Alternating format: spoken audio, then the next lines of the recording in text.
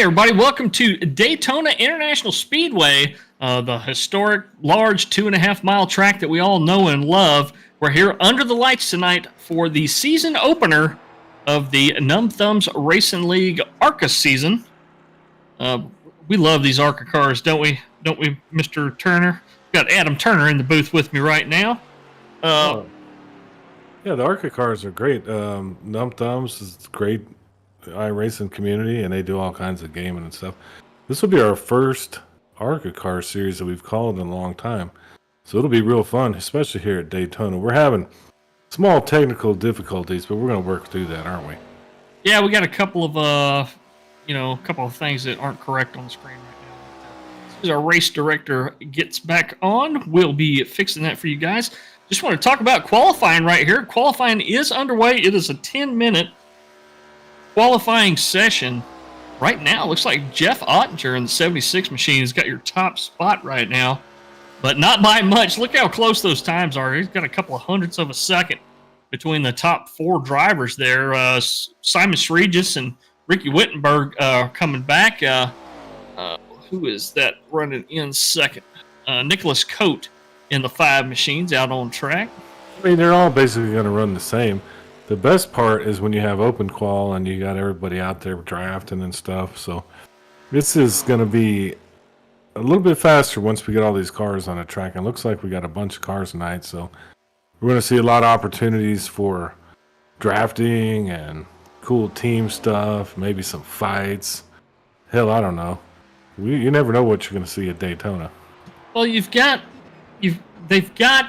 40 some odd drivers, close to 50 drivers, I believe, registered for this league, but they're going to have to qualify their way in every week. As I was talking to Derek Welch, the Numb Thumbs founder, today about that.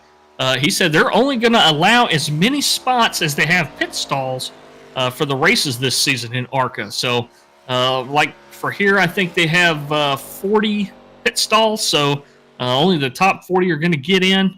I believe next week there's 43 stalls, so he's going to open it up and let 43 guys qualify their way in. So it's going to be a little bit different each week, but it's going to be right there. It's going to be right there around the same number. It's going to be 40, 43 or so. They didn't want to do shared pit stalls. There's a certain amount of driver distraction and stuff that can occur when guys are sharing a stall and they're both trying to go in at the same time. It plays havoc with your senses, especially if you're one of those guys that likes to race in VR. Yeah, I don't know about the VR stuff, but I know like you can get really sick. We got 70 laps here, so well, how many miles is that English? I don't even know. 70 times. Hang on a second. Do your hard math. Hell no, I'm using calculator, son. I cannot do math in my head. 2.5 times 70 equals 175 miles. So 175 miles. That's about what an ARCA race runs, isn't it? It's not far off from what they run in real life, I believe. They don't run that many. I don't know. Maybe 120, but either way, it'll be fun. Opening night, of course, Daytona. They got 2 fast repairs here tonight, 70% fuel. You got 5 sets of tires. You get 25 incident points. You're toast. You're going to be DQ'd.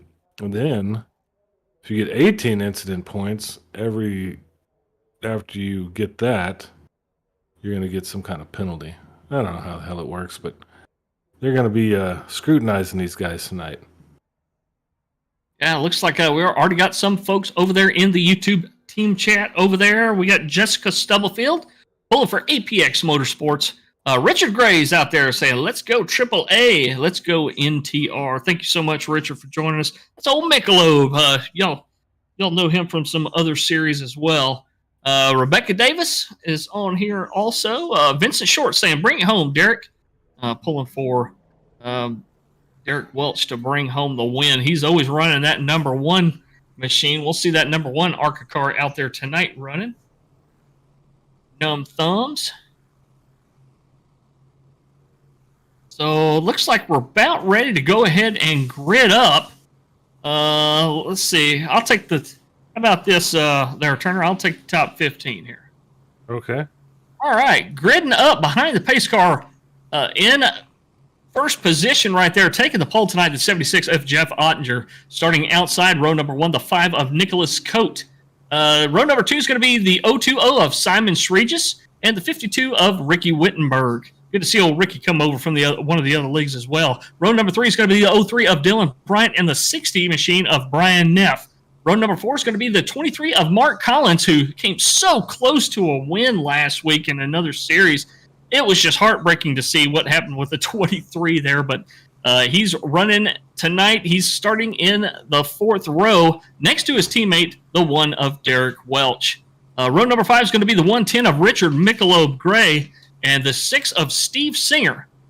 Row number 6 is going to be the 84 of Josh Bittner and the 129 machine of John Durenboss. Sorry if we screw up any of y'all's names. Please reach out and let us know. We hate getting names wrong here. So row number 7 is going to be the 14 of Matthew Smith and the 62 of Rich Blake. Let's see. Rounding out your top 16, we'll call it here. It'll be the 88 of Alex Brott and the 72 of Carson Conway. Look, yeah, I could leave that row incomplete, man. I don't like row this, row that. Just call it out. And we're going to have a meeting after this. Look here. You can beat me up later. Oh, no, I got stitches right now. The 70 of Robert Amaral will be 17th. 32, Chris Klein will be in 18th. 747, Albert Anderson, America's driver. He's over here tonight, 19th spot. 27, Neil Quick. He'll start there. Oh, there's things all kind of jacked up. We got Zeth Hawley in the 48, 20th. 58, James Bowden? Yeah, like Bobby Bowden, the 21st. 00 Joe Bennett. He's in pretty much every league I've ever seen. 22. 19, Cole Larson. 34. 79, Dave Hoitzma, 23rd. 92, Timothy Stubblefield. He's a fan favorite, 24th. 63, David Holmberg, 25th. 99, John Ross, 26th. 43, Cody Bickler, 27. Peyton Aldridge in the 26th. Starts 28th. 57, Russ Endicott. Starts 29th. 55, Tom Bears, 30th.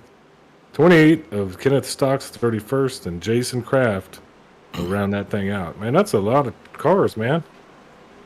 Yeah, we've got 34 folks here, it looks like. One of them is race control, I believe. I didn't catch who that was. We will find that out as we get underway here. Sing up on the lead cars here. We come around the track, getting ready to take the green flag for the inaugural race this season of Numb Thumbs Racing League ARCA Series. 76 in the 5 on that front row. I'm sure everybody's fired up and ready to go tonight. They've been looking forward to the start of the ARCA season, as we have. And the pace car is coming on down. Look at that. Jeff Ottinger and Nicholas. I'm sorry, I've got the thing all jacked up here. Nicholas Coate come to the start-finish line. Green flag is in the air. And here we go. We're racing at Daytona. Still double file up here in the front, the first 2 rows. They start to single out a little bit, but you don't see a whole lot of people diving down to the inside line just yet. Well, there comes the 1 NTG car of Derek Welch, comes to the inside line there. Well, they're not even up to speed yet here, and they're just trying to feel their way out here. First race, let's see if they can kind of stack up and start making some moves. I think right around here is when we start catching all that speed. It does take a couple of laps to get everybody up to speed and going. So we got a bunch of good-looking paints out there, too.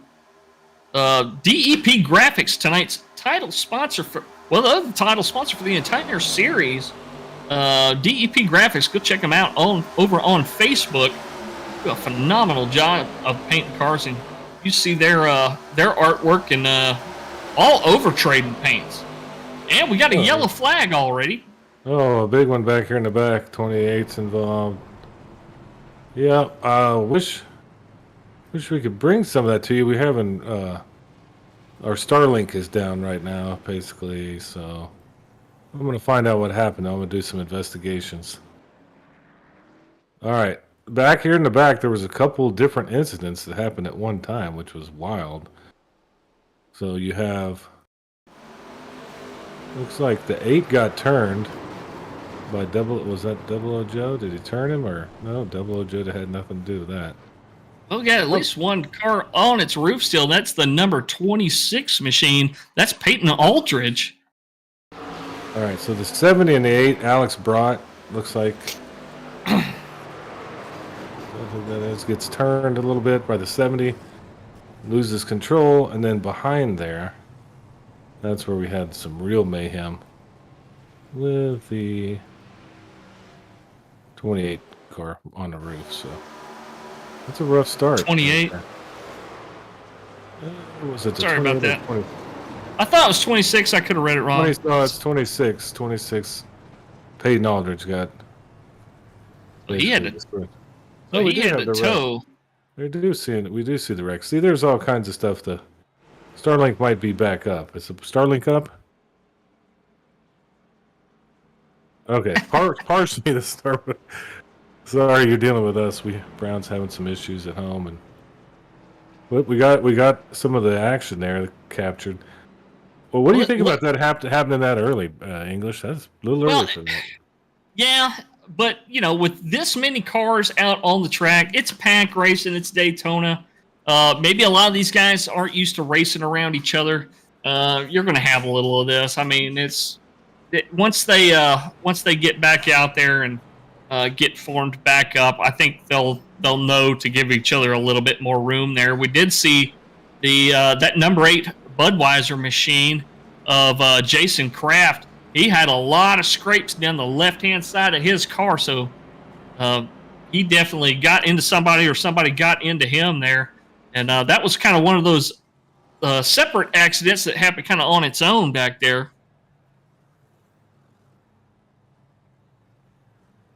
Yeah, we had the driver of the 70 come over the radio and apologize there. A couple of guys saying, yeah, that was partially my fault at least. Robert Amaral in the 70 car.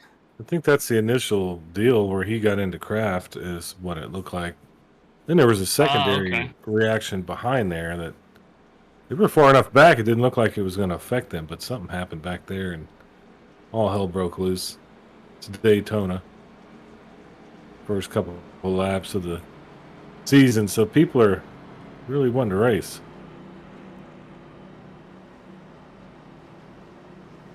Let's see here. It looks like Tom Barish in the 55 and the 28 at Kenneth Stocks. Both up 13 spots there in only a couple of laps. A lot of spots to make up early there, but they're on the move. Well, we've got two cars that have been sitting in the pits for quite a while here. Okay, Dave Hoytsma is done with his stop. He's on his way out of the pits. Peyton Aldridge is still sitting there 3.5 minutes later. I'm sure that's all tow time because he was on his roof. So he'll tow, utilize a fast repair, and get back out there. Yeah, it's going to be tow time, but 2.5 miles of towing here is what basically they ding you for. He's going to have a rough time getting back.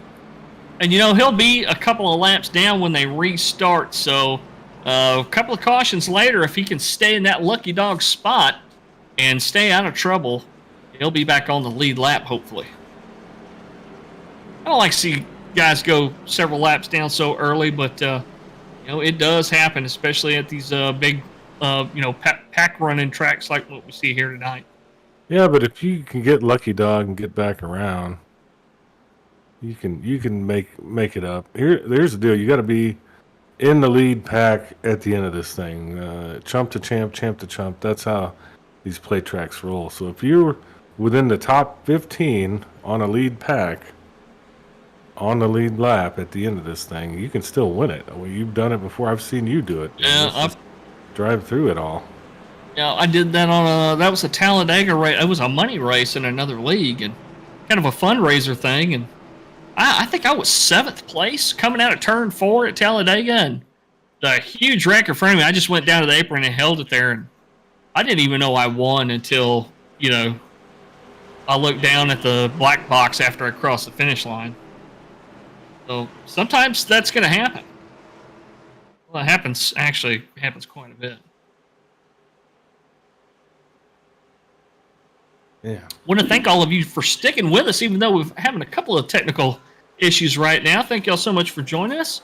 And looks like the green flag is back in the air as we get restarted here. The 76 with a huge jump out there in front of Simon Regis and the number 5 of Nicholas Coate.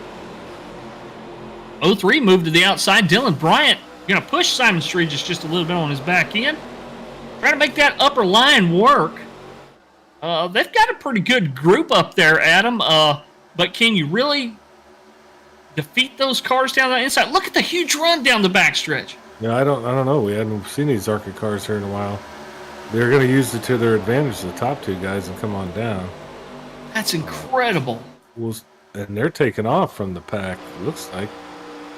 I guess you just have to have a really good pusher in these ARCA cars. And these are the ones where you can't really bump draft, right? Right, you can't really push.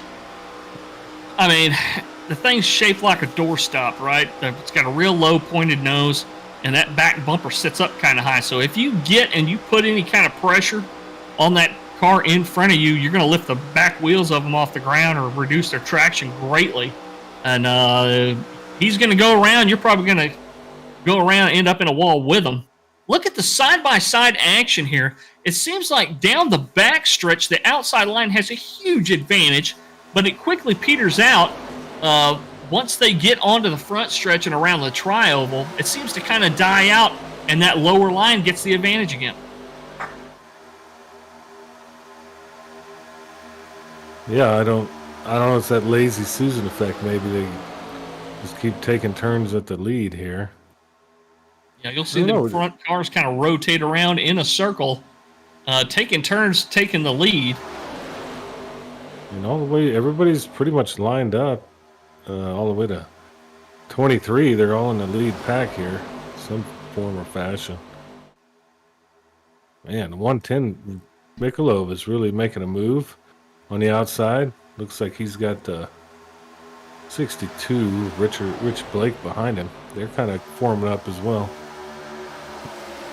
Love to see what a lot of these drivers that we haven't seen before at AAA Broadcasting, see what they're made of and what they can do. A lot of these guys have so much talent, but we just haven't got to cover their races yet. So glad to be here broadcasting the ARCA series for you guys on Friday nights all season. So really looking forward to the track schedule. It's a pretty wicked schedule. I think we got Twin Ring Motegi or something next week. Something crazy, So that's a track. It's a track in Japan. It's shaped like Darlington, but I mean it's a lot bigger. If you look at it from above, it almost looks like a candy corn, which is kind of fitting for this time of year. Let's check that one out. It's got 2 tighter turns and 2 wider turns. NASCAR went there in the 90s. I think Mike Skinner won the race there. Twin Ring Motegi next week, yep. Outside line is still holding that momentum. Go to the backstretch. You look there. Got Mark Collins in lead, being pushed by the 1 of Derek Welch. The 6 of Steve Singer right behind him there. That outside line's got quite a run. Simon Regis knows that the 23 is not clear yet, and the 23 is probably not going to leave the 1 up there. I don't think you'll see those two guys split up too much, the 1 and the 23. They work together very, very well. The 03 of Dylan Bryant's doing the best he can, staying as close as he can to the 020 of Simon Regis. Well, you have to have somebody to run with at a track like this. You can't do it by yourself. So. Very, very draft dependent, isn't it? These cars don't have a lot of power or a whole heck of a lot of downforce either. Here comes that run on the outside again. Slowed down in the corner. Just enough to push at least 1 or 2 cars to the bottom line if they want. But there's not too many gaps down on the lower line right now, at least up towards the front. course, I don't see a lot of guys wanting to jump down there either. No, they're kind of staying level there, staying even playing field, top and bottom for the most part.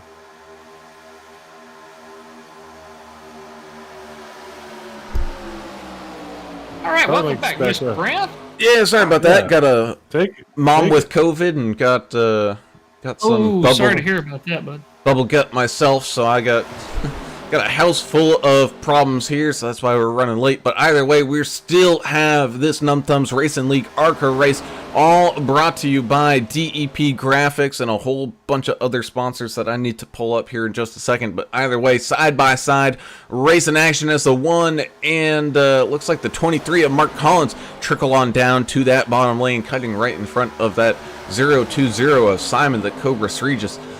Rejoining us here. Glad to see him back out there on that racetrack. Steve Singer out there now, really trying to get a run on that outside with some help from that 72 Carson Conway, with the 747 of Albert Anderson hanging around in that mix as well. As you guys are talking about the draft package here, these ARCA cars are kind of strange. They punch a huge hole, kind of like the trucks do.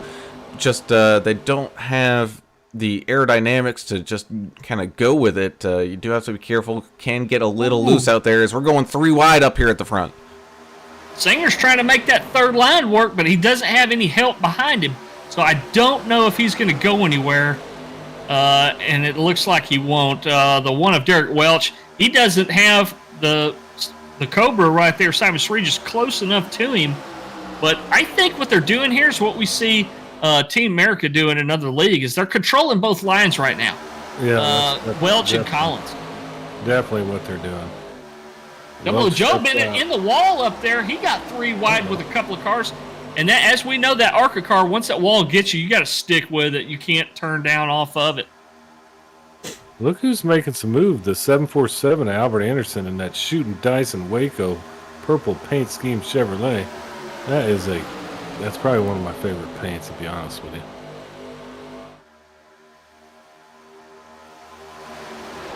Guys continue to control both lines at the front.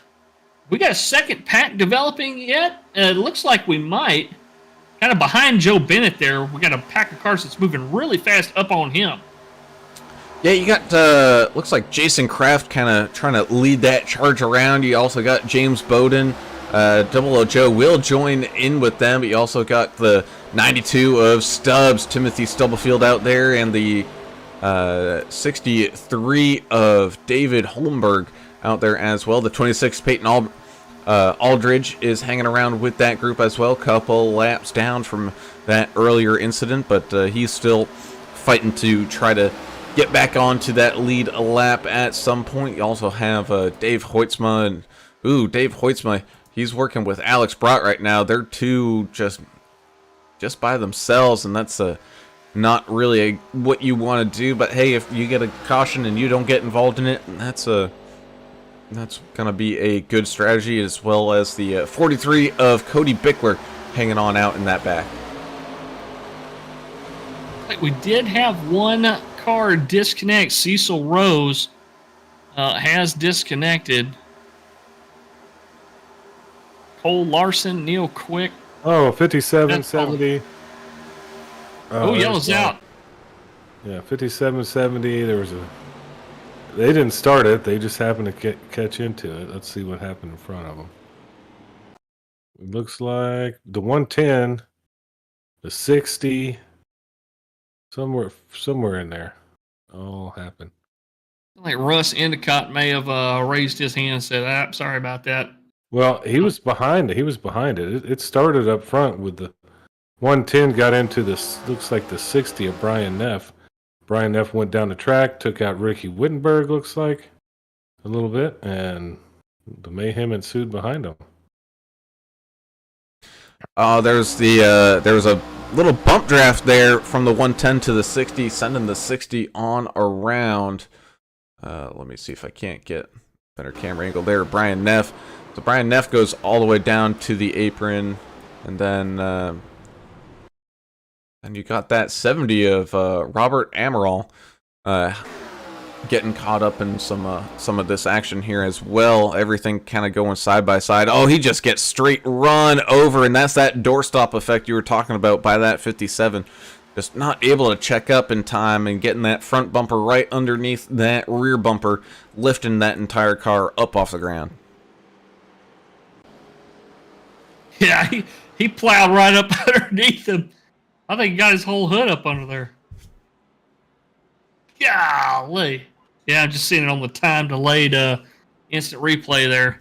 Yeah, instant replays this season brought to you by Country Through the Ages. If you're a classic country music junkie like myself and Mr. Turner, go check out Country Through the Ages. He's got a Facebook page. Guy that runs it, Cooker, he's one heck of a dude. He's got a great Facebook page, and you can also go to countrythroughtheages.com, his website. Go check out the articles and stuff he writes are very interesting. I really do enjoy it. I'm very new to his pages, but I'm really enjoying them so far. Country music? What? Oh yeah. What's he talking about? What's he talking about over there? Country Through the Ages. Go check it out. All right. You know that's my style.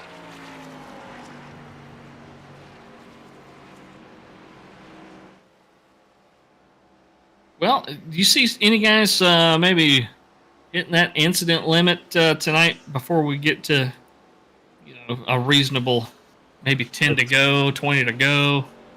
It's got to happen at some point. I don't know. I mean, they don't do the off tracks here.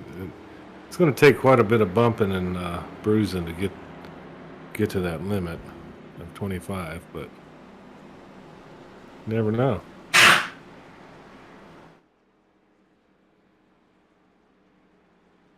Yeah.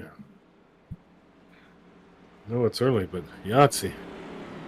As we're here on lap 18 out of 70, so a little past a quarter way kind of through this thing. We're going to have John Ross out there in front with Cody Bickler, Derek Welch. Oh, nope, never mind. Here comes Ross and Bickler down into pit lane. They last pitted on lap 3, so I think that's probably the right call for them. Try to get back on the same kind of pit strategy as everybody else.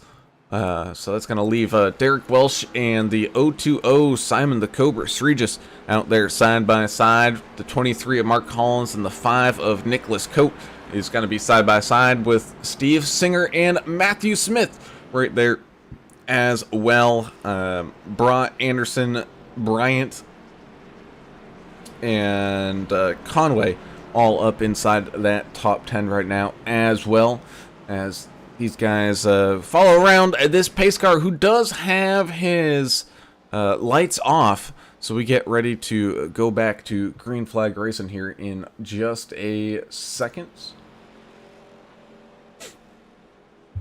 Vincent Short joining us on there. Root for Holly Boys Racing, number 72, Carson Conway. NTG Trucking joining us. Numb Thumbs has a virtual trucking company, NTG Trucking. If you want to join Numb Thumbs, go check them out for sure. It's a lot of fun. They have convoys everywhere. It's a blast. Get to drive with some folks from all over the country. Colin Cook joining us on there as well. Jessica Stubblefield. Nancy Boylan. And that's not the way to start the race, number 8. Yeah, we saw Kraft. He got his car dinged up pretty good, but now he's back out there. He'll be starting 19th, I believe. Yes, he is, as that pace car comes on down into pit lane. Green flag racing here once again from Daytona. The one getting a good restart here. He's hoping for some help to come up behind him as the 5 is just about right on that 020 car's bumper. The 020 getting that good start, though, able to drift right on down. He's going to tuck into line right in front of this field on that bottom line now, leaving that 5 really with no help, in the vicinity. He's got to wait a good couple seconds. He's going to drop down a few spots as he tries to get everything all regrouped around here together.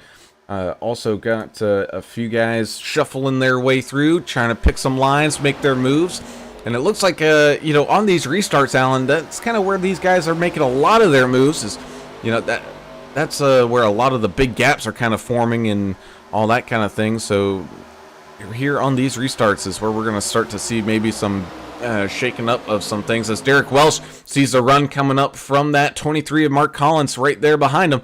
So he moves up to that high lane, trying to maybe get him sucked back up. So then the Numb Thumbs team is trying to do the same thing again, control both lines. Yeah, they're doing a pretty good job of it right now. The 5 took advantage of a gap down there. Nicholas Coate jumped down to the inside line there, and he's staying tucked in with the 20 right now, who's tucked in behind the 1. So inside line trying to stay together to combat the runs that we're going to see coming down the backstretch from that outside line. There's Cooker joining us on YouTube. Cooker, you got a couple of new fans now for your Country Through the Ages website. Me and Turner are definitely checking it out now. Oh, yeah. I'm going to have to check that out right now. You wrote an article about Eddie Rabbit the other day that I was reading. Oh, he was a heck of a songwriter. Lung cancer got him, I believe. Yeah, everybody had that back then. Here comes that outside line as predicted. Albert Anderson, the 747, pushing Mark Collins to he had the gap to get down in front of the 1, but the 23 is not going to leave that upper line if the 1's leading the lower line. So, yeah, they're controlling both lines of the race up front right now, and it looks like that's a strategy they're going to continue to use until somebody decides, I'm kind of tired of hanging out back here. I want to start a third line like we saw Steve Singer do. Why don't you just turn them? Hey, we saw that the other day, too. We saw a little bit of that in another Sure league. did. Same track. I mean, that's part of racing, right? You're getting in the way. You're trying to control the race with your little team. Well, my little team's right here. It's called my bumper. You know, so That's all I need. Albert's going to get tired of sitting back there. He don't like being sitting third, fourth place either. Well, I saw him kind of going high right there a couple of times on the last lap, but I think that was just because his motor's probably starting to get hot. He was just ducking out to get a little air, I believe.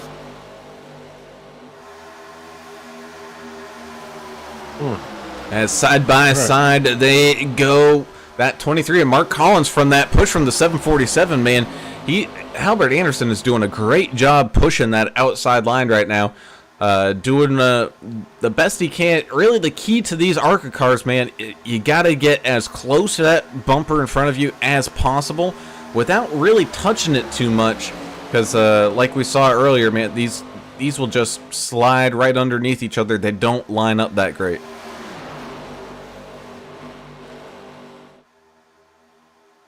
The ARCA car, one of the cars with the new damage model, not as robust as it once was. You know, for instance, like the trucks, you know, it takes a little bit more impact damage to hurt those trucks than it does these ARCA cars. As you can see, the 129 of John Dorenbos maybe peeking to have a little turbo tunnel action here. It's wide open, electing to not do it right now. Maybe just using that side draft to keep on up here with that back bumper of that Winn-Dixie 60 machine, Brian Neff. But that's the other thing to watch out for. These cars throw off a lot of air off the sides, not just over the top. So side draft here is going to be absolutely crucial. Winn-Dixie, that's like an old Mark Martin paint, I believe. Yeah, Throwback. I hate it. Well, That they're was just Joe Bennett running that Home Depot scheme. really just controlling that front and keeping everybody behind them.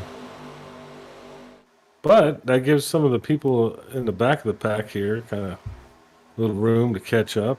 Looks like Tom Bear's sitting 20th. Pretty much on his way up here to the pack. So, same with Matthew Smith, Dave Holmberg, even Timothy Stubblefield, all bunched up here. Jason Well, Brad. I think these guys got more sets of tires than they're probably going to use.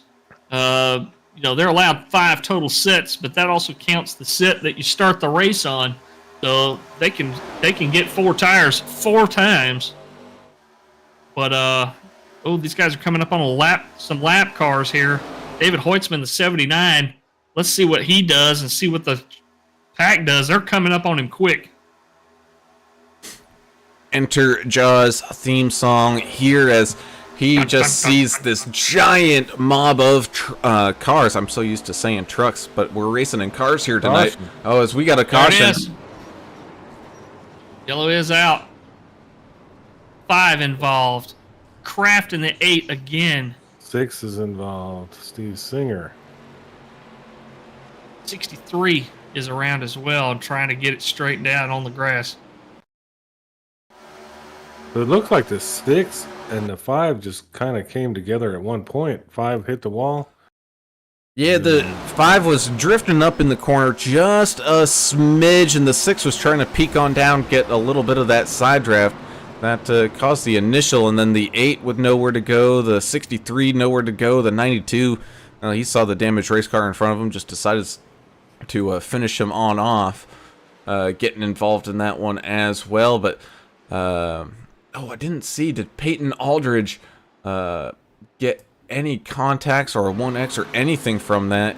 Because this would put him back on the lead lap. Let's see here as he catches on right back up to this field. It looks like, no, he was A-okay. Yes, very close to the 5 at the tail end of it. But Peyton Aldridge, he'll now jump back up onto that lead lap. Yeah, Alex Trott is in the 8, but it says 88. I'm confused. He's driving that 8 Budweiser machine, but it's the 88. I don't know, but he really got caught up in that mess right there. We got 2 number 8s out there? Is that what you're saying? Well, on the surface, it looks like it. I don't. Okay. I'm trying to figure that out. Yeah, it's just, just car numbers not matching up there. That's all right. Jessica Stubblefield said that Home Depot thing gives me old school Tony Stewart vibes. That's exactly what it looks like. It looks like the old Tony Stewart version of the Home Depot car. NTG Trucking saying smash the thumbs up if you can, folks. Yeah, we'd appreciate it. Give us a thumbs up and subscribe if you haven't already so you don't miss any of the action. We're going to be bringing a NASCAR-style racing to you guys 5 nights a week, starting this week. So, hey, smash that for y'all button. to join us. Smash the buttons. Yeah. English and I get more cold beer if you smash the button. Is that right? Yeah, the more people that smash it, more beer we get. I need to make some fake accounts or something. Yeah. I didn't know that was the case. Yeah, well, I didn't tell you because I didn't want you to go crazy.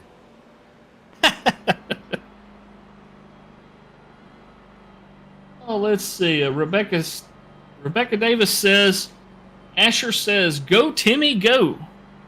Timmy Stubblefield, I'm sure, in the 92. Oh yeah. To whom she is referring. Hey, Jessica Stubblefield said, "More shots." They're going to do a shot per caution again. I mean, it's Friday. I might as well. Friday, yeah. If you ain't got to work tomorrow, you didn't partake responsibly, of course. Yeah, just do it responsibly. It's Friday night under the lights here at Daytona with this Numb Thumbs Racing League ARCA Series opener. Got going back to green flag racing, just shy of halfway here. Going to be lap 31 out of 70. We've already seen some good beating and banging action here, as we always like to see. Derek Welch and Simon Streegis once again starting up at the front. You got Collins and Anderson. Anderson up 16, big mover right now, starting up there. You got Ottinger and Conway. Chris Klein, not to get confused with Greg Klein, the 00 of Joe Bennett up there. John Dorenbos, Ricky Wittenberg fighting back after that first caution. All inside that top 10. You even got, Tom Barish, he's one to watch out for. Kenneth Stocks, Dylan Bryant, guy I don't think we've really seen too much of, but expect him to move on forward. Robert Amaral, same thing with him in that 70 machine to move on forward. Jason Kraft, we know him. He's got some talent in that steering wheel. He's already up 15 there in 17th. Be sure to look out for him to continue on moving up. And Josh Bittner sitting back there in 18th right now, kind of separated from his buddy Ricky Wittenberg, who's up in 10th. But if those two get together, I know they work well together, so we'll see if they can get that to happen. Richard Michelob Gray started in 9th. He's currently in the 26th position, but still in the lead lap, so good job, Michelob. Well, here's the confusing thing. So Kraft is the number 8, but I don't see a number on his car. And the number 88 has the number 8 on his car. What the hell is even happening out here? I can't figure that one out because I think we had a question from Nancy online there.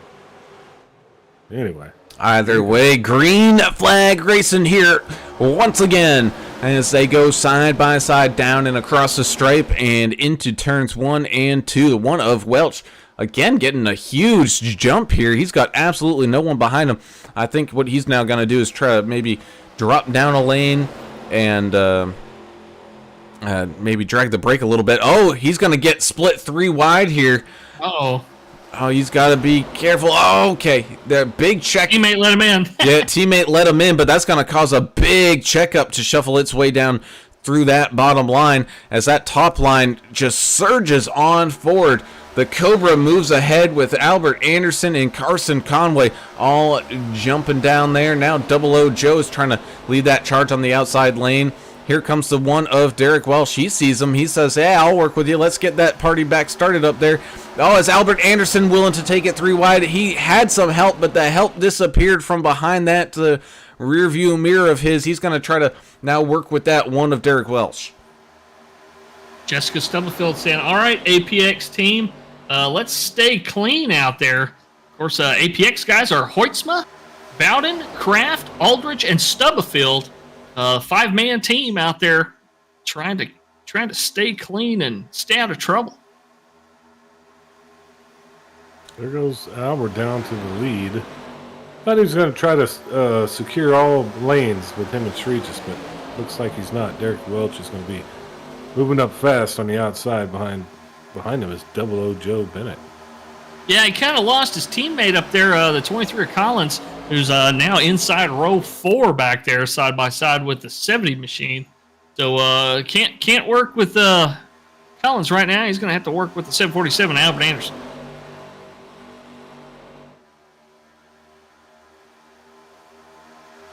As the 55 of Tom Barish is just trying to play bridge maker here, sitting in between these 2 packs, the lead pack and a little bit of a chase pack.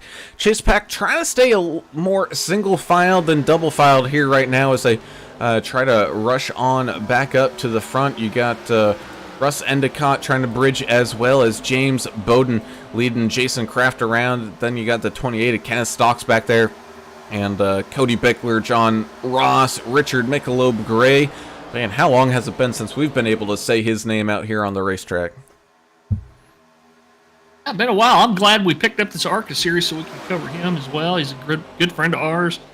Give him a lot of heck, but he's a really, really good guy. Where's his Michelob paint tonight? I guess he's going away from that. You know what? I don't know. I didn't see what paint scheme he was running out there tonight, but I'm sure it's just because he hasn't painted an ARCA car yet. With that Michelob Ultra paint scheme that we see so often with him, might be trying to change his luck or something too. Maybe, you never know. Ooh, side by side, almost scraping and trading a little bit of paint there between the 020 and the Double O of Joe Bennett. Side by side, they still go down through these turns here. Albert Anderson up there, up at the front. Simon Regis doing his best to stay with him here as Derek Welch has that help from Joe Bennett sitting right there behind him. As I guess Albert Anderson, is he on that Numb Thumbs racing team? Because they got 6 people hanging out in there. He might be. I'm not sure there, buddy. That's a good question. Who knows? First race, we're still learning. Yeah, we'll learn the teams as we go through the season here a little bit better. Sorry, folks, if we're confusing anybody out there. Something I'm starting to see from a couple of these cars out here that kind of concerns me is in the turns, they're kind of getting on top of the double yellow line, and some of them kind of putting a tire across it. You got to be careful doing that because that transition is so sharp. The angle and everything, and if you're not careful, you can lose traction in a hurry, and next thing you know, you're around, and it's going to send you up into the whoever's above you up there, and if nobody's above you, you're going to smack the wall.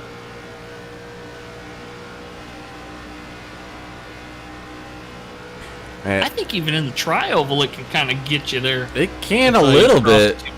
Just as you see that 55 drop 2 tires down onto that yellow line, and I mean, you can just see from this camera angle, man, these cars, they do not sit up very high. So when you're in a big group like this, it's dang near impossible to see what's going on out there in front of you, especially when turns are starting to kind of creep on up. But that's something we normally don't talk about because these guys do a pretty good job, kind of remembering like, hey, there's a turn coming up. But, after, 60 laps and you think you got a feel for it, well, it's pretty easy to be surprised by, oh, hey, we're in turn number 3 now.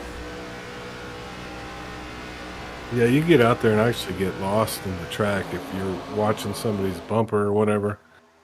You could get surprised. You may think you're in 1 and actually be in turn 4. So that's just kind of how it is when you're concentrating this hard. You got this much stuff going on, and like you said, it sets a little lower. You can't see as much here. So this isn't easy. Turning left isn't all that easy, y'all. There's a lot of stuff involved.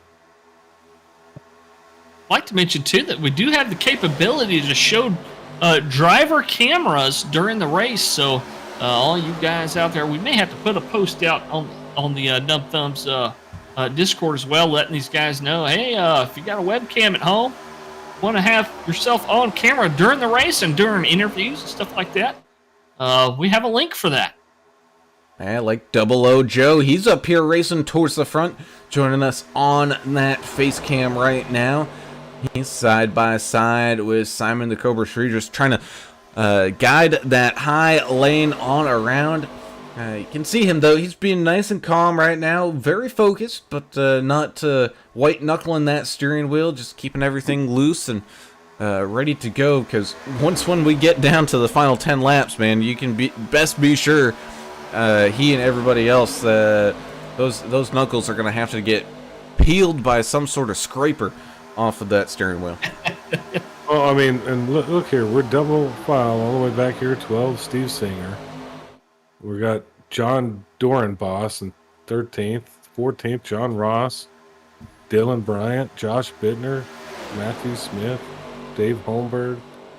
I mean, it just goes down the line here. Everybody's racing, and it's kind of impressive to watch. They're all holding their line. Everything's going real smooth out here in this ARCA series. It's awesome. Double O Joe Bennett must be listening to the broadcast because he gave a little wave right there before we changed the camera off of him. Saying hi to his fans out there who are joining us tonight. Joe Bennett on there saying, come on, Double O, get that flag tonight. Oh, it's a 55. Ricky Wittenberg leaves the 72 out to dry a little bit there. He moves down to that bottom lane. These guys last coming in at lap 17. I don't know what percentage they're running here tonight. Probably right around that 70 mark that we see most leagues run. So expecting some green flag pit stops coming up if this thing continues here. Probably right around lap 47 because that'll be around 30 laps. Yeah, this really looks like an actual Xfinity or NASCAR race. The way we're doubled up all the way back to looks like 21st, 20th, and then a little bit single file behind them. But most everyone's on this little lead pack. Everybody's still here. They still got a chance. Looks like. Yeah, like that 26 of Peyton Aldridge, man, all he had to do was keep it clean for a couple cautions and get back on that lead lap. There he is, right. Taking his time, staying there in the back. I think after using one fast repair and being up on that lid for a little while, he's gonna hang around and just maybe be a little bit more cautious here until it's go time at the end. Yeah, after being stuck upside down on his roof of that first caution, he's kind of playing it safe right now, trying to stay out of danger. Just past halfway, though, so I mean, we're... after these guys do get their final stop here, whether it be under green or under caution, we're going to see the aggression start to ramp up slowly here as we close in on lap number 70. Yeah, they're having a good run right here, real clean. Uh-oh! Collins in the wall. Comes back down into the 72. Oh, man, they're wrecking. Big wreck. There's big one in the back. A little bit of everything just happened. Josh Bittner might have caught a piece of that as well. 129. Oh, it's a parking lot back there. Yeah, I'm trying to locate who in the back got this thing fired up, but... Well, yeah, I don't know about the back. I think a lot of it was guys just trying to check up and had nowhere to go. Symptom of pack racing right there. Yep, I think you're right. So something happened up front, something happened in the back. Yeah, Collins scraped the wall a little bit. Looked like he might be able to save it, but as we know, whenever these ARCA cars get into the wall, if you try to pull it off the wall, it just shoots to the left, and that's what happened. Oh man, that 129 of John Dornbos, he went spinning like a top, man. He was experiencing probably 30 G's doing that. Good Lord. He's sick, that's for sure. He got sick all inside his head. Oh, Lord almighty. As you can see, that new damage model, man, it looks so good with all the pieces flying. Oh, people getting ramped and just cars parked everywhere. Goodness night. Yeah, I was going to mention that, like Singer, he's got no back deck. He don't need it. I mean, hopefully he can get another one if he's got a fast repair. But yeah, the damage model is really cool. It looks like a lot of debris on the roadway. It's the 5 of Nicholas Coate was trying to fight his way through some of this traffic, but got caught up with some people trying to check up, and they ended up losing control, and he ended up losing some front suspension there, so his car broke down a little bit and had to jump down there in tow as the field comes on down into pit lane here, getting some. This could possibly be their final pit stop as we now have 26 laps to go. I don't know, but Bud, look like you're in the English. You know what I'm talking about. You're on the 130. You're running outside Austin, and you got one pistol in your hand, and you got one cell phone in your hand. You're driving with your knees. The 130 between like Georgetown and get on to Georgetown, go all the way to Seguin. It's like the Autobahn. Yeah, it's 85 miles an hour, but people are doing 105. Yeah. Yeah, they're treating their Toyota like it's an ARCA car. Till you see the deer start running, because they built that turnpike right through all that, where you see all them hill country white-tailed deer coming through there. Yeah, just killing nature out there, Austin. Them do-gooders down there killing nature. But that's what it felt like. They're just screaming through traffic. I don't hear a lot of anger. I'd like to hear more. But that's part of plate track racing. And it was the 52 of Ricky Wittenberg. He was very close to making it through that one, as he had traffic, though, spinning out in front of him that just kept dragging him down with him. Looks like Stubbs is going to be in the pits for a while, as the Stubbs Nation giving their little sad faces out there on the YouTube chat. No, don't go away. We don't want to lose all the viewers here that came to see Stubblefield. They're gonna root for another driver. Hey, we've seen guys make some terrific comebacks here, so yeah, it's not over. Simon Sregis, is he going to be scored? Is he scored your leader right? Yeah, he is. Yes, sir, with a fuel-only pit stop for the Cobra. Oh. Gets the big jump out of pit lane there as everyone stacks back up side by side. Derek Welch, Double O Joe, Albert Anderson still up there at the front. Same thing with Ottinger and Carson Conway. Chris Klein, Ricky Wittenberg, after getting their repairs done, back out there inside that top 10. Josh Bittner, even him getting all tangled up in that mess in that TrackDogsRacing.com, your premier merchandise store for this Numb Thumbs Racing League, to jump on out. He's got a whole bunch of stuff out there for just not just the racing side of things, but he's got some of the truck sim and all those kind of stuff on the website as well. Yep, NTG Trucking has some merchandise on TrackDogsRacing.com. Definitely go check that out. Yeah. I think I got a shirt on the way. I think so. Ricky Whitberg's got that Cult of Chaos number 52 paint that looks like a tie-dye shirt. He's probably like one of those guys on 130. He's riding around with a Coors Banquet and his Glock 17 in the console. It seems like he might have a surfboard in the back too. Back of his truck, you know them guys? With the surfboard back there. Sticking out the trunk. As the pace car peels on down, green flag racing once again. Good start there for the 020, and the 00 is going to hang on right there with them. So we're going to have some good action up at the front here as both lines get together, trying to get moves, get that momentum rolling, and get this party restarted with 24 laps to go. Cobra really leading that inside line. Derek Welch with a big push from Albert Anderson here. Bumpers aren't quite lined up right now. They're a little staggered, but they're definitely trying to get that run moving. And when we're saying pushers, they're not really getting bumper-to-bumper contact, pushing physically on the back of that car, but they're doing it with the air. They're taking as much distance as they can between those two cars to split that air resistance, to split that drag, so you don't have to be right, touching the other car to give them a good push. I think it's more of a challenge when you can't touch the driver in front of you. When you square up in other leagues with the other cars, it's not going to really hurt them on the straightaway. Here, you could just destroy somebody, so you have to be very, very careful when you're trying to push somebody down the Daytona in the ARCA cars. And the 62 of Rich Blake, or otherwise known as Balake, as Key and Peele like to say, up there in that top 10 right now. Also driving an orange machine. I think he's got the good old... what does he got on that? I can't read it from here. Sear head or something on that. Which one? Rich Blake. Gearhead. Gearhead?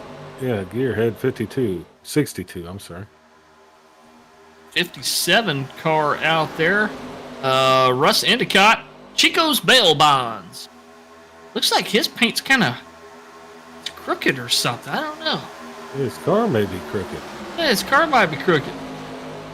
You know what? I wonder if he's got been... an old paint scheme that was on for a different model car or something, maybe. Yeah, I believe in their most recent update, they did change the kind of the layout and dimensions and all that kind of stuff, so people had to go through and adjust their paint schemes accordingly. And it might have been that long ago that Endicott was racing these things that he needs to get back on there and swivel some things around. Look at the front end of it. Looks like the Bad News Bears actually painted the damn thing. I love it. Just keep it that way, Russ. Cool paints all the way around tonight. As you can see, the wedge of the 020 all over that back bumper, the one of Derek Welch, trying to push him on up here to the front, and keep him up here at the front, as the 747 making a big charge here with the 72 on the outside lane. 747, man, looks like he's trying to shoot dice in Waco and miss that Derringer. Look at him. Trying his best on the outside, just not quite there yet.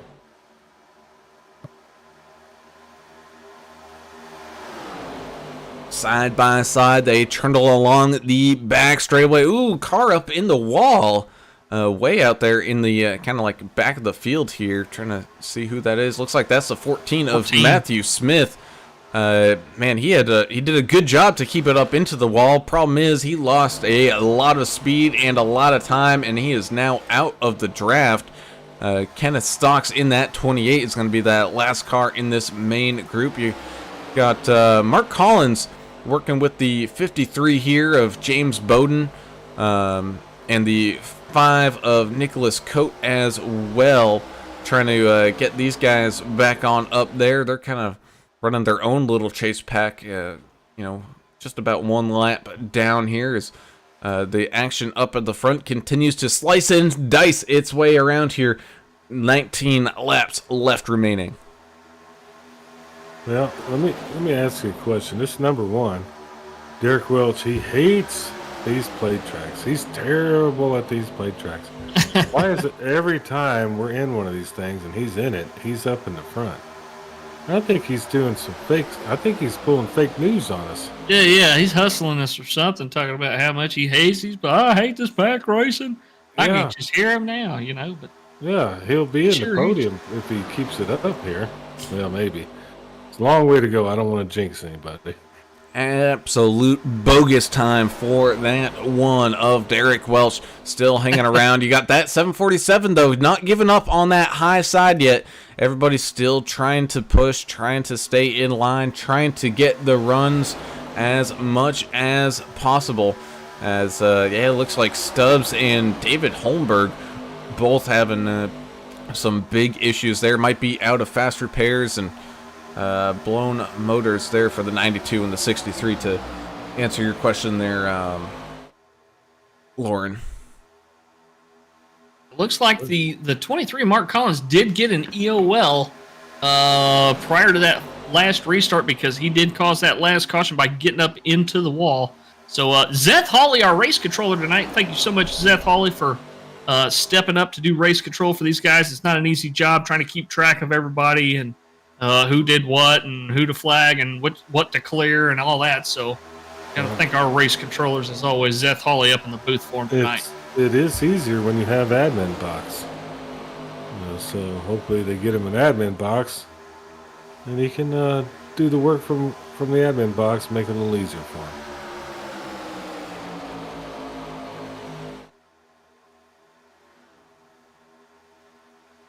Got to thank our sponsors that help us out with these leagues like this, and I believe this is a free league to join. But the admins, there is cost involved, especially with broadcasting and all that kind of stuff. So and server time and all. So they're doing a great job over there at Numb Thumbs. They've got 3 races a week going now: Sundays, Mondays, and Fridays. So if you're interested in joining one of his leagues over there, Numb Thumbs Racing League, go check out Numb Thumbs Gaming. Check them out on Facebook. You can get the links for Discord and stuff over there. And get in touch with them. They don't just race. They've got, we talked about American Truck Simulator, Wreckfest. They do Star Citizen. They're adding new stuff all the time. They got a DayZ server, which is really cool. Man alive. Whoa! 52. Contact with the 55 there. They're able to keep it clean, though. Yeah, that's going to send a little bit of a checkup ripple down through the field as the one of Welch trying to not necessarily jump and block both lanes here, but definitely positioning that car in a way that it's making it tough for that 747 to make his move as we got somebody moving on back there on the apron. That's the 70 of Robert Admiral trying to stay out of everybody's way, but also not lose the draft here and rejoin this main group. Yeah, trouble with Robert is he had to come down and serve a black flag, so he went down at least another lap or 2. He's been scored right now 3 laps down at 28th. Well, just finishing this thing sometimes is a feat, you know. Oh yeah, it's not easy. You can get caught up in a couple big ones early, and your night will be done. Looks like Stubblefield and Holmberg are kind of in that boat right now. Both of them still with meatball flags down there, which means they have mandatory damage that needs to be repaired before they're going to be allowed to get back out on the track. They're having to do it manually without no fast repairs. It's gonna take a while. Little aggression, I think. I'm starting to see a little bit of movement. I don't know what y'all think. I think people are tired of being behind the number one. 12 to go when they cross the line up here, so they're coming down the stretch here pretty shortly. That they are side by side racing action up at the front, down through this field, and it's not going to let up anytime soon, especially once when we hit single digits here. Expect to see 3 wide once when we get down there into those kind of single digit times. And it's 12 laps left now remain, and these guys continue to beat and bang their way around this 2.5 mile track. I'm with you on that, Lauren. Texas Roadhouse rolls. Ugh. Isn't that the one where they got the butter that's kind of got the honey butter or something? It's like cinnamon butter or something, isn't it? Yes. Yeah, it's I think pretty so. good. Yeah. Yeah, that's what she wants right now. I think that's pretty good. Oh yeah, Texas Roadhouse, the one place where I'll get one drink and I'll be good for the night. Oh, smokes! Their margaritas are massive. And make it pretty stout. Oh yeah. Man, they don't do that to me. I guess I don't know. Oh, a little bit of contact between the 72 and the 76. Right there in front of a whole bunch of other cars. Yeah, I can see something that's gonna. Well, Adam, if we see more side drafting and stuff, attempted side drafting going on like that, it's just going to increase the odds of us having another accident here. You're gonna have to. If you're on the high line right now, you're going nowhere fast. So you're gonna have to side draft or do something drastic. Maybe turn somebody, fight somebody. I don't know, but like Albert's really gonna have to figure something out because he's kind of stuck where he's at. Looks like right now. Yeah, man, it's one of those, you really gotta get somebody you work well with. I mean, the 72's been doing a pretty good job of keeping him up there. The problem is, like, everybody needs to just close on up. There's just a little bit too much of a gap from those two guys up at the front of that high side. They really need the 62 of Rich Blake there to kind of close that gap, and people behind Rich Blake to close that gap a little bit. Tim Stubblefield joining us. Making a run right now. Tim Stubblefield joining us in the YouTube chat after. Oh, there we go. Oh, 747 and Shree just get into it. Maybe too much push in there. Oh, I don't know. Carson Conway. See the replay there. Carson Conway was pushing the 747. Yeah. Let's see what happened. 20 just kind of went up the track maybe a little bit. Let us see indeed. Side drafting. I was side drafting behind him. It was a 72 drifting on down, just bringing that, man, that 20. I can't say net code, but it kind of looked like the air just sucked that 020 straight up the track. That's something we really haven't seen. That was a weird one. It didn't see much contact. No, there wasn't any contact, but the 020 just drifts straight up the track. I think it was the air playing some games there, which sent that 747 on around. He and Simon got married there for a second before parting ways, and the 00 Joe with nowhere to go gets into the back of Anderson, who does a great job trying to save it, but it's going to be all mayhem breaking loose behind him here. The 84 Josh Bittner tries to move on down through the outside lane there, trying to watch this wreck as it unfolds. Look, man, that's a great camera angle from behind the stands. Tough break for 747 Albert Anderson. But he seemed to hold it pretty well. See if he can survive the last part of this thing. 55 of Ricky Wittenberg going for a nasty wild ride as everybody tries to make their way on down pit road, get some damage done. Let's go ahead, take a ride from that 84 of Josh Bittner. He sees the action happening in front of him, does as best as he can with some of the traffic in front of him to move on down onto the apron line. Does able to make it. Yeah, let's see. So we'll have single digits left to go once we get back to green flag racing here, Mr. English. And as we always like to appreciate our sponsors, we got DEP Graphics on board with us here all season long, your title sponsor of this series. We thank you guys. Track Bar Media, man, talk about some fantastic race coverage and like camera angles and all that, brought to you by Track Bar there. They're great. You also have Davidson Builders on board for the entire season. You got Gear Sim Central as well on board this season. I mean, I got to go through and make sure everybody appears correctly here, which apparently it's not, but just going through all of the great sponsors that make these races possible. Man, it's definitely great to see. Also had DrackDogsRacing.com on there. And, of course, your yellow flag sponsor of Country Through the Ages, having some more airtime here tonight with... let me make sure I got the right thing up there. Yep, there we go. Go ahead and check them out on Facebook, and I think they have their own website where you can see all these like documentaries and all that kind of things of country musicians, and kind of getting you through from yesterday till today, man. It all had to start somewhere, man. Go find out the story behind everything, and what better way than to go and follow them. And look, all of our sponsors, if you go to our Facebook page, in the race promo, we put links for all of the sponsors of the ARCA racing series on there for you guys to click on and check out. Definitely go give those businesses some love as they're helping these guys make this league free for these guys.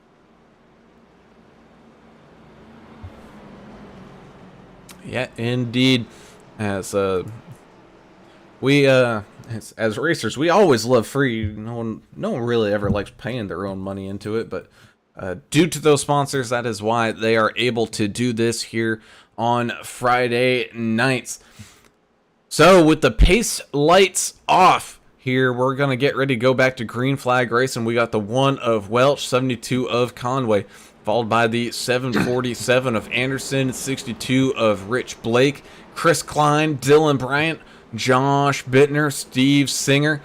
You got John Ross, Cody Bickler, all up inside this top 10, ready to make a charge to the finish line here tonight as they make their way to the exit of turn number 4 to get this party started back up once again. And we get back to green flag racing. Yep, this thing sure has gone by quick tonight. It has. As here we go, green flag racing once again, side by side, down into turns 1 and 2. Both lines getting a great restart there. I think there's just a little bit more cars on that outside line as they get these ARCA cars up and rumbling. You got 4 cars down low, you got 5 cars up high. Carson Conway leading that high line around with that help from that 747 of Albert Anderson. Side by side they go, battling for the lead here with 6 laps remaining. Timothy Stubblefield, who's now joining us on the YouTube chat, says, cautions ain't over with yet. We're going to see. These guys, I think they do have a shot or two at a green-white checker finish. You guys can manage to keep it clean, though. We're going to see 70 great laps of racing here tonight. Yeah, they're putting in the work tonight, man. This is it's going to be fun, especially the end of this thing. I can't wait to see how it ends up. It's kind of like just shooting dice. Ooh, got some beating and banging in front of the 76 of Ottinger here. Cody Bickler and Brian Neff going at it a little bit. And a little bit of a gap forming there, but he's going to bridge it, the 76 machine. He saw it all happen right in front of him, so he was able to take evasive maneuvers before things got too hairy up there. As, man, look at that run that the 72 had. He is able to jump down in front of that one on that low line to take the lead, as the 723 now has the 32 of Chris Klein really trying to help him out here. He has also got the 84 Josh Bittner. We know that 747 and the 84 willing to work together. They've worked together well in the past. Yeah, they're good buddies in real life, and as long as we don't get any push-the-pusher action, which it looks like we almost did between those front three cars. Oh, the 43, very loose. Oh, the 57 comes across his nose, and there they go, down in the infield. Well off the racing surface. Looks like no caution going to come out for those guys. Excuse me. As we stay green flag racing here.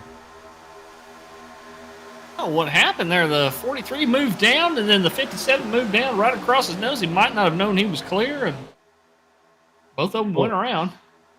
They are tight up front here, just side by side, within feet of each other at certain moments. And 3 laps left to go as they came across that line, now headed down the long back straightaway as they are still side by side. 72, 747.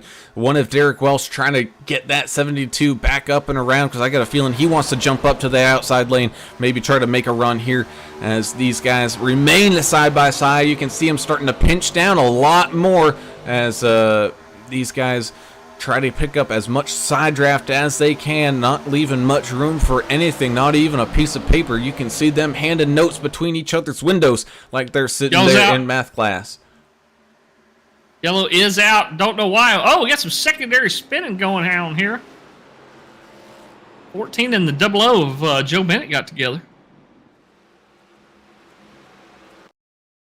Right when the caution flew.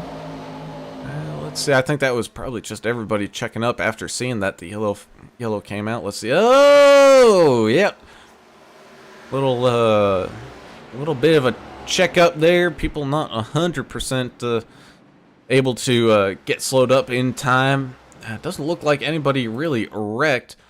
But we can now go back and take a look what happened with Endicott and Cody Bickler back here. Before this caution did come out. Let's see if we can't really get a handle on what happened. It looked like there was a car that was coming up off of the apron, and that kind of led to the shenanigans that we saw. Oh, yep, it was Cody Bickler drifted off down onto the apron, rejoins, and then the 57 does a good job of getting back around him here, giving him room to come on up. He just didn't give him enough time to get completely clear of him and just came straight back down across the track.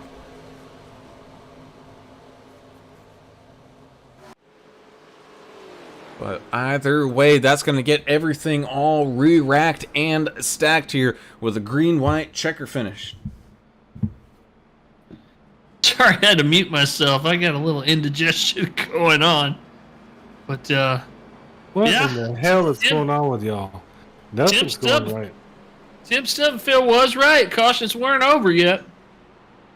Yeah, I rushed home right after eating and... What did you have? What did you eat? Oysters? Chicken fried steak. No, chicken fried steak, mashed potatoes, some fried chicken gizzards. Oh my God! what You really gorged yourself on a white trash meal tonight. I'm telling you, it was great though. Gizzards too. Yeah. Boy, you went all out, didn't you?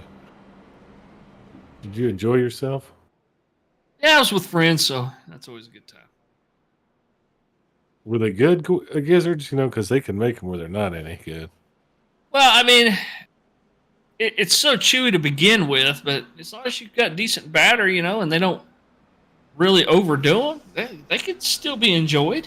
You ever had chicken feet? Chicken feet? No. Yeah, that's a Chinese thing. My wife has. Yeah, it's something to do, you know. It ain't all A little that bit bad. of meat on there.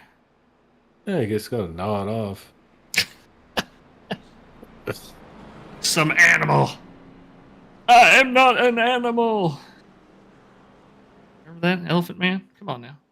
Elephant Man. That was 1982. Nobody here was probably even born then watching this. Brown probably don't remember that, do you? No. I know No. Elephant Man. That's classic cinema. No, he doesn't know. No. Well, this is going to be the first of 3 attempts that are available to us on a green-white checker. Jessica Stubblefield, you lost me at gizzards. What about livers? You like fried chicken livers? I saw somebody making Hello, moose livers today with onions. Is that Cowboy Kent Rollins or somebody? No, that was some Canadian guy. Oh, okay. Sounded cool. Fresh moose liver and onions. Liver and onions. I mean, if you could do it with beef, you can do it with a moose, I guess. Lights are going out on the pace car now, so they'll make one more circuit around Daytona here before they catch that green again. She says, absolutely not. No fried livers for me. Popeyes used to have them on their drive-thru menu. They haven't had them for a while now. What about calf fries or lamb fries? Those are my favorite. Never had it. Never tried it. They call them mountain oysters in Colorado. Yeah, Rocky Mountain. But yeah, man, that's a favorite delicacy of where I'm from. Well, as these guys line up, you're going to have guys that are separated from their teammates running up here. I mean, you got the 32 in between Bittner and Anderson, who I know, would work really well together. The one of Derek Welch would really like to get around the 72 here. I don't know if he's going to be able to sneak down and maybe take a different line and force a 3 wide, or a lot of questions here about what these guys' strategy is going to be on this green-white checker restart. Yeah, and sitting right back there, 84, Josh Bittner. He's going to try to work his way up here. This is going to be some mayhem. I have a good feeling about what's about to happen. Well, Peyton McGowan, you might have made it late, but you're right. Better than never as these guys go green-white checker finish here from Daytona, which means it's time to buckle up, strap on those drinking helmets, and throw inhibition out the window. Green, white, checker, racing time. These guys are going to be racing to see if they can get to that white flag before another caution comes on out. As here we go. Green flag is waving. A big jump start there from the 72, Carson Conway. He jumps immediately out in front of that 747 of Albert Anderson, and he's continuing to lead on out here down into turns 1 and 2. Albert Anderson splitting both lanes right now. He finally makes his decision to stay up high. As the one of Derek Welch makes his moves, he jumps up high now to lead that outside lane. Side by side they go as they trundle on down that back straightaway. Oh, close racing here. The 84 Josh Bittner had to check up. He was coming with a full head of steam up to that 32 machine. Derek Welch just used Albert Anderson. In a good way, real racing way, but it was pretty impressive. That move from Derek Welch there. Look at Albert. Oh, almost some contact there as they go beating and banging 3 wide behind as Albert Anderson gets a big run on that outside lane. Still beating and banging. Oh, big wreck here up at the front, but the white flag had already waved. So this is the final lap no matter what. We still have shenanigans going on all through turns 1 and 2. Derek Welch somehow makes it on through there with Dylan Bryant and the 72 of Carson Conway. So this is going to be your top 3, depending on Rex. Kenneth Stocks as well tried to make it on through here as they go side by side down into turns 3 and 4 with the 03 and the 1. The 72 just sitting there waiting for his chance to get a run. Now coming out of turn number 4, it's going to be 3 wide. Oh no, the 72 gets up into the wall, beating and banging side by side. They're racing, drag racing across the line. Gonna be too close to call as they come across the line. How did 72 ride that wall and win that thing? What? It just wasn't enough to slow his run down. I mean, he had such a huge run. Oh my God. Holy. It's a lot to dissect, Brown. I don't know how you're going to start that one because the entire lap was nuts. The official finishing order is the 72 of Conway, 8 thousandths behind him, Dylan Bryant in the 3, and 1,000th of a second behind him, the one of Derek Welch will finish 3rd. We got to go back and take a look at the final lap here. All started up at the front, some beating and banging action as they went 3 wide, coming across the line. Super tight racing. Oh, that's 72. Oh, man, he just gets squeezed around with that, with the 32, which ends up coming on down into the rear bumper of Albert Anderson, who was looking strong up there. And when I say that collected the field, man, that collected the field. Goodness night. And it was from then on, it was literally just these 3 cars, Conway, Bryant, and Welch, racing it on out to the end here. As we go ahead and watch the replay of these guys as they just absolutely mob their way down through turns 3 and 4. Oh yeah, that 72. I don't know. I'm agreeing with you here, Turner. I don't know how. After scraping the outside wall, there was just enough, I think, of a middle of the guys in the front. As he just continued to climb his way with the run. We're going super slow-mo here as they tried to come across the line. I gotta get a better view of this. There we go. That's the better view. Oh, man, guys. Woo! And that is the difference between a winner and first loser here at Daytona.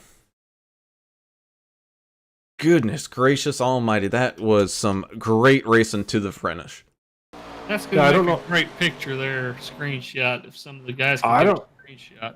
I don't know how he did it from the start of the actual lap. He almost obviously got bent up a little bit. Simon came down on him, then took out Albert. He got sideways into 72. Derek Welch went around him, slowed him down, and Carson Conway just punched a hole in the earth, man. He just blew through him there at the end. I don't know. That was wicked. Oh, man, you ain't kidding. Well, we do have some drivers ready here in the podium chat, so let us start off with tonight's second place finisher, and that's going to be Dylan Bryant, losing by a nose, but still a heck of a run. Dylan, as always, we love it when these plate tracks come on down to a green-white checker finish because they never disappoint. And that is the case here tonight with that massive wreck happening once when everybody took that white flag. And you and Derek Welch and Carson Conway, basically just the 3 of you knew you would all be on the podium, but we're fighting for the win here. Well, yeah, man, it was a great race. I was kind of expecting a little bit more cautions and stuff, but and I was also expecting it to be a little bit better on the outside lines. Just the cars just moved a lot on the outside, so it's kind of hard to make anything happen on the third groove without causing a wreck. So I got fortunate at the end to clear that wreck, and I was debating the sandbagging on Derek a little bit on the back stretch and just getting the run off of 4 because the runs was crazy fast, and I was like, I'm just going to try it. So it definitely made it a good finish. Well, next week's going to be a completely different animal. You're going to Twin Ring Motegi in Japan, odd-shaped track, but the draft is still going to matter there. There's long front stretch and a long back stretch. Do you have much experience there, and are you looking forward to that one? I never raced there before. I haven't even turned a lap there, and I've been on iRacing for like 4 years now or 5 years now. So it's going to be a challenge, but I look forward to the challenge. If you push yourself, and it just makes you a better race car, a better race car driver and stuff. My mic was almost hanging up on me, but yeah, I'm excited for it. I'm gonna probably be starting practicing that probably tomorrow since it's raining still in North Carolina because of the hurricane. Well, you're down there in Carolina. Stay safe from that secondary hurricane. Well, that thing was something. But what a marathon here, man. This was not easy. I don't know how worn out are you at this point in the thing, because that was a tough race. A few incidents. We didn't have a lot of wrecks, but we had some good green flag runs, and y'all just went after each other there at the end. So that was pretty awesome. Yeah, yeah. Physically, I'm great. Mentally, it takes a lot to keep off of people, and in a pack of cars. I try to stay towards the front. I was top 4, top 5 until I decided to take four tires when everybody pitted, and it shuffled me back, and I was hoping to get back up front or towards the front fast, but it's just hard to pass. So you kind of got to ride until somebody crashes, and you make it through it. But I did get caught up in that one wreck, but luckily I survived it at the end and came home second. Oh man, congratulations either way. A solid second place, tight finish here at Daytona. Congratulations on that. Before we let you go, got any final shout outs or anything like that? Yeah, it's my first race with NTRL, so I want to give a shout out to them, Derek, all the admins and stuff that's involved in it. I don't know too many of them right now, but they seem to run a tight ship. But it's fun. It's I know I kind of got to feel who's the leaders in the group, like the faster guys and stuff, and I look forward to racing with everybody again and just finding out everybody's their skills and their weaknesses and stuff. I don't know if there's any sponsors yet, but if there's any sponsors with the broadcast, y'all, thank y'all for doing the broadcast and stuff. And I want to go and check it out after I get off of here. Awesome, man. Well, we appreciate it, and good job here tonight. Second place finish for you, and we look forward to seeing you the rest of the season here, buddy. All right, guys. Sounds good. I hope you have a good night. And so that was the second place finisher, Dylan Bryant. Let's go ahead and talk to tonight's third place finisher. It's bogus time for that one machine of Derek Welch. Derek, man, oh man, did you survive one there at the end. Had a chance to win it, 3 wide for it. Just not quite enough speed there from the charge from the outside.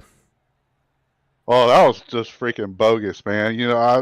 I thought I won that thing. I was cheering. I thought I won that thing, but somehow Carson got to run up top because last time I looked up and he's hitting the wall, so I figured he was out of it. But I don't know. He came through us 3 wide right there, made a good move. He did go up on the 32 a little bit, caused that one wreck, but this racing last lap, I ain't gonna put nothing against them for trying to go for a win right there. So, yeah, it was a tight race between me, Dylan, and Carson right there. But a big shout out for these guys, these ARCA guys. I was scared to death. I ain't gonna lie. I thought it was gonna be a caution fest, wreck fest, a bunch of new guys out here not knowing anybody. But these guys came out here and put on a little show, and it wasn't a caution fest like I was. So I'm happy to throw to death, and hope all the guys have fun. I know some guys got knocked out, and but it is super speedway racing. Well, and it's a pretty good level of racing out here these guys put on, because this is a free league, isn't it? Yes, sir. And I mean, most of the time when you get a free league and big car counts, it just leads to craziness out there. But these guys, for the most part, kept a level head and put on a pretty good show, like you say. What tracks are you looking forward to this season for maybe some of our best shows coming up here? I'm looking forward to Twin Ring next week. That's one of my favorites. Hell, I don't forgot the schedule, but I'm a short track guy, so I'm looking forward to short tracks, and that's where I excel at. And I know I don't like these super speedways, but I mean, I like I said, I know the draft. I know how all the aerodynamics work. So I mean, that benefits me a lot. And plus, I got great teammates. And the Numb Thumbs Racing controlled the lines all night long. If it wasn't me and Mark, it was me and Albert. Albert's on NTR this season for. So that's a big pickup for us getting America's driver on our team. So me and him was controlling the last part of the race. It's a shame he got taken out right there, but big props up to the NTR team. Yeah, short track my ass. Every time we're in one of these, oh, I'm tired of it. We're gonna call bullshit on this. French. We're gonna call BS on this. Okay. You're always up here. I mean, you may not enjoy it, but you're dang sure good at it, right? You know what you're doing, and you do have a good team. It was a great race. Y'all put on a good show. And I don't know about this twin ring thing. Am I going to have to get some sushi and have this before the race, or what's going to happen next week? We get you some Asian beer and some sushi for next week. How about that? Okay, all right, that'll work for me. Yeah, I mean, I'm serious. I do not like super speedways. I never said I'm not good at them or I'm good at them. If I'm going to race them, I'm going to be up front. I just feel more safe up front. I mean, just like last season, HCK. I mean, y'all seen it. I was in wreck after wreck after wreck because I try to hang in the back and I just get collecting every dang wreck that just happened. So I changed my outlook on it, stay in the front, and it's paid off. So, but yeah. Well, man, still a heck of a finish here tonight up on that podium. Before we let you go, got any shout-outs? Oh, man, all the sponsors, DEP coming here sponsoring this, all our leads for us. Great. He's painted a lot of cars out here on the track, including mine. I've had this same paint scheme for, forever now. I just love it. I can't get rid of it. Track Bar Media, Track Dogs Racing, Sim Central. I mean, all our sponsors, admin boxes, help supporting us and all that good stuff, and all the guys here in the lead, Numb Thumbs Racing, Numb Thumbs Gaming, and yeah, that's it. Awesome, man. Well, still a heck of a run here for you tonight, Derek, and we look forward to seeing what you guys can pull out here the rest of the season. Yes, sir, and congratulations to Carson. Yeah, let me preface that. You know, I am on pain medicine, guys. So if I curse, it wasn't me. It was the Percocet talking. PG-13. You're okay. We're allowed a couple. Yeah, you're still good. Okay, I'm sorry. The judge says I'll allow it. Okay, thank you. We now talk to tonight's big race winner with a big run coming from out of nowhere on the outside. It's that 72 of Carson Conway. Man, oh man, Carson, did all hell break on loose right around you there once when you guys took that white flag, but you were able to fight your way through it, stay with those three guys up at the front, and made the probably boldest move of the race, jumping up to that outside, finding the outside wall a little bit too, but even still, that didn't slow you down, still able to pick up the win here tonight. Yeah, I thought I was just going to settle for third, and then I just kept gaining speed, so I said, let's try it. So I moved up, and it worked out. Well, and we saw you scraping the wall, and it didn't look like it cost you any speed. I thought, his right side of his car is made out of Teflon or something there, but I guess it's just the North Carolina blood in you that just knows how to deal with the stock car once you get it scraped up. But yeah, man, great last lap there, but you had a great race as well. Who were you able to work with towards the front of this race that you felt comfortable around and y'all helped each other? Well, before Steve Singer got caught up in the 6 car, that's a teammate of mine. We do a lot of racing together, so we were able to work well up there in the top 10. And then once he got out, me and Albert Anderson were doing okay until he had his little incident. And then Derek, I've raced with Derek a bunch, so me and Derek were able to work together a little bit, and he was able to push me a little bit in these ARCA cars now, so that helped. Well, there was a lot of skill too, because if you watch the entire lap, you were almost about to go 45 degrees at the beginning of the last lap there during that little incident.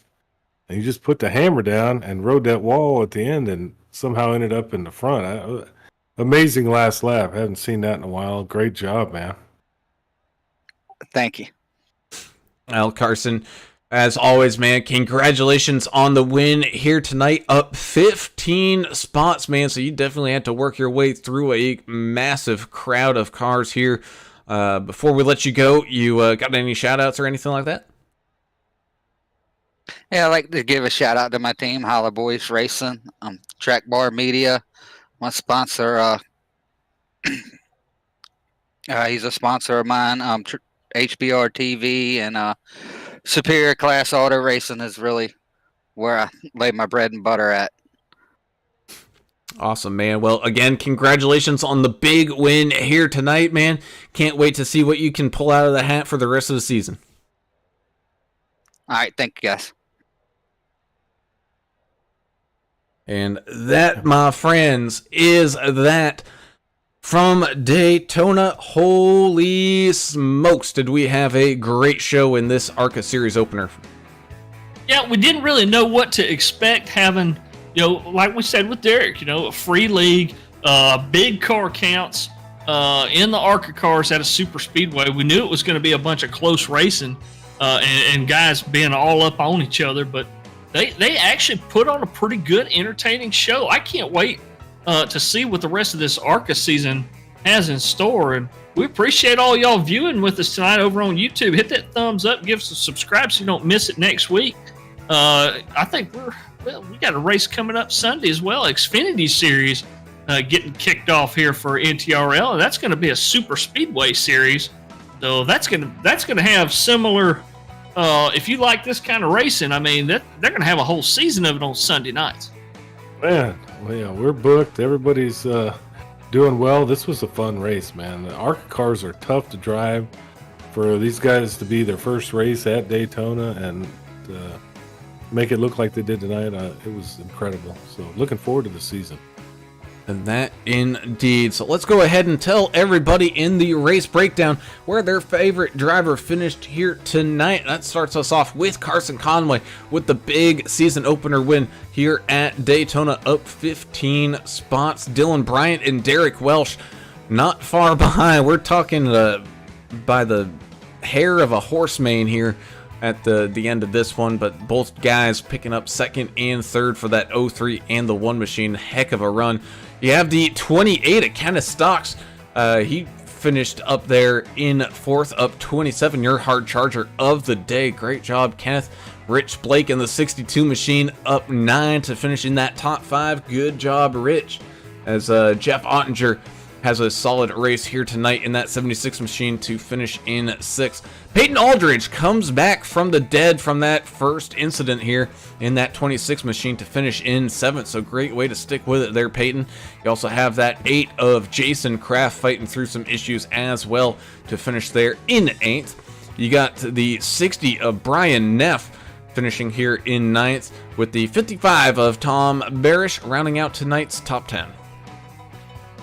We need to work. We need to restart that Southern Diction class that we were going to put you in, and you could also say right there that the margin between second and third was thinner than a frog's hair. I think that's what you were searching for. But regardless, the 8 of Jason Kraft will finish in 11th. 12th will be the 23 of Mark Collins. Chris Klein in the 32 will finish 13th, and he is the last car on the lead lap. 747 Albert Anderson 14th. 84 Josh Bittner 15th. Steve Singer in the 6 had some trouble late there, finished in 16th place. 17th will be the 79 of Dave Hoytsma. 020 Simon the Cobra Regis. We saw him up in front almost all night tonight. Disappointment for him here late as he finishes in 18th place. Ricky Wittenberg in the 52 will finish 19th. Rounding out your top 20 tonight, the 88 of Alex Brott. No, I think he meant horse because he likes the horses. Horse hair. Got a bet on the ponies. Anyway, I guess. 43, Cody Point. Bickler, 21st. 00 Joe Bennett ended up 22nd. 53, James Bowden. I'm going to go with Bowden, 23rd. 14, Matthew Smith ended up 24th. 70, Robert Amaral, 25th. 5, Nicholas Coate, 26th. 129, John Dorenbos ended up 27th. 110, Richard Michelob Gray was 28th. 63, David Holmberg, 29th. 92, Timothy Stubblefield, everybody's favorite driver, 30th. 57, Russ Endicott, 31st. I think Zeth Hawley was going to be our race director tonight, and that's going to be the end of it there, looks like. And that it was. So we thank you all for tuning in and watching. Like Mr. Alan English said, be sure to hit that subscribe button and ring that notification bell, as we are now going to be live 5 nights a week, and we cannot wait to have you all joining us each and every single one of those nights, because you guys are the reason why we do this and have so much fun doing it, is to sit back and enjoy the racing and chatting with all of y'all. So thank you guys so much for the great support. Same with the great support from the sponsors over here. We got Track Bar Media, DEP Graphics, TrackDogsRacing.com, SimGearCentral.com, Davidson Builders, and Country Through the Ages. Goodness gracious, so many great sponsors jumping on board this season to make all of this racing possible. And we thank each and every single one of you. Like we said, Sunday night we have the start to the Xfinity League, and I think they're starting at Atlanta, which is a little different, but still going to be a kind of plate style race that we've seen at a much tighter track than any of the typical tracks that we see, like Daytona or Talladega. So be sure to be on the lookout for that one. But until then, I'm Alan Brown. For Alan English and Adam Turner, we're signing off for tonight. We gone. See ya.